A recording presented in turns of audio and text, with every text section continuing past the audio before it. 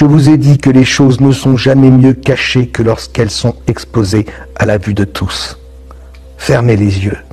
Imaginez maintenant que vous êtes sur une route de campagne. Essayez de visualiser tout autour de vous un paysage vallonné. Et sur une butte qui se dresse à l'horizon, que voyez-vous? En fait, ces tours font tellement partie du paysage, et elles sont là depuis si longtemps qu'on ne les remarque même plus. Elles quadrillent nos campagnes, distantes les unes des autres d'une vingtaine de kilomètres.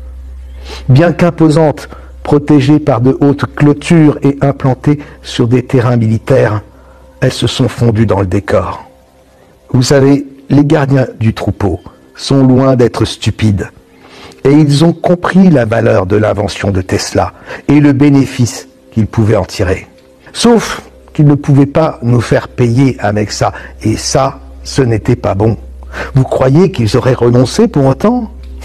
C'est mal les connaître, puisqu'ils ne pouvaient pas placer un compteur sur ce système très économique sans soulever l'indignation des masses. Vous savez ce qu'ils ont fait? Ils ont fait croire que l'électricité venait d'ailleurs. Il leur fallait trouver une astuce, un leurre, un paravent, quelque chose comme un os à ronger pour détourner l'attention des peuples. Un mode de production électrique suffisamment controversé pour occuper les esprits des moutons pendant qu'ils pourraient exploiter cette énergie gratuite tombée du ciel. Et ils ont mis ça en place partout. C'est exactement ce qu'ils ont fait.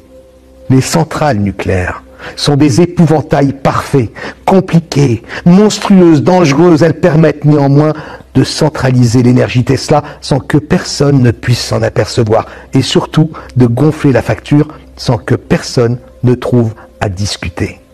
Quand le mouton a peur, il est prêt à tout accepter. Quand c'est pour la sécurité, tout est permis. Oui, ça y est, je parle bien de ces tours-là, dont on nous dit qu'elles sont simplement des radars militaires, également affiliés au service de la météo nationale. Ne vous y trompez pas. Tout ce qui est météorologie est stratégique. Cela justifie le fait que toutes ces installations soient militaires et que les centres météorologiques se trouvent toujours dans des bâtiments hautement sécurisés. Les bulletins météo destinés au grand public arrivent évidemment en bout de chaîne. Comparez maintenant ces tours radars avec les plans de la tour Tesla. Et s'il s'agissait en réalité des tours Tesla habillées en autre chose? Pensez-y, les centrales nucléaires ne sont finalement que des centrales à vapeur. Alors voyez ces énormes colonnes de vapeur qui s'échappent des tours de réfrigération des centrales. Vous ne pensez pas que c'est du gaspillage et qu'on devrait logiquement récupérer cette vapeur au lieu de la perdre?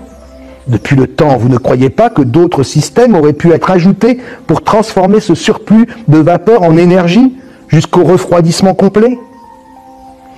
Sauf si les centrales nucléaires sont des leurs.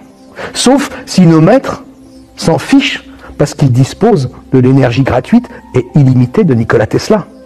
Ils ne vont pas dépenser de l'argent pour installer des tuyauteries supplémentaires, faire tourner encore plus de turbines avec cette vapeur inutile. Et puis cette vapeur, elle fait illusion. Elle impressionne le mouton qui a besoin de voir quelque chose pour se convaincre que le bidule est utile et qu'il fonctionne. Vous savez que cet été, de nombreuses centrales ont été mises à l'arrêt en France à cause de la canicule. Pourtant, nous n'avons jamais manqué d'électricité. Quand nos maîtres vous parleront du grand reset avec une doucereuse insistance défendant la nécessité de refondre l'économie, l'éducation et l'écologie, demandez-leur de vous rendre d'abord ce qu'ils vous ont volé il y a plus d'un siècle, l'énergie. Notre monde est en train de crouler sous le poids du mensonge. Le mensonge est partout. Il suinte de partout et il est encore bien plus grand que le tableau que je vous présente. Prenez le temps d'y réfléchir. La science est un des leviers majeurs de la domination des prédateurs sur notre monde. Et pourtant, même si la science humaine que je dénonce depuis 5 ans se montre défaillante avec ses imperfections et ses compromissions, son effondrement représente un danger encore plus grand car il va favoriser l'arrivée imminente de la science de l'IA. Et vous ne l'aimerez pas, cette science.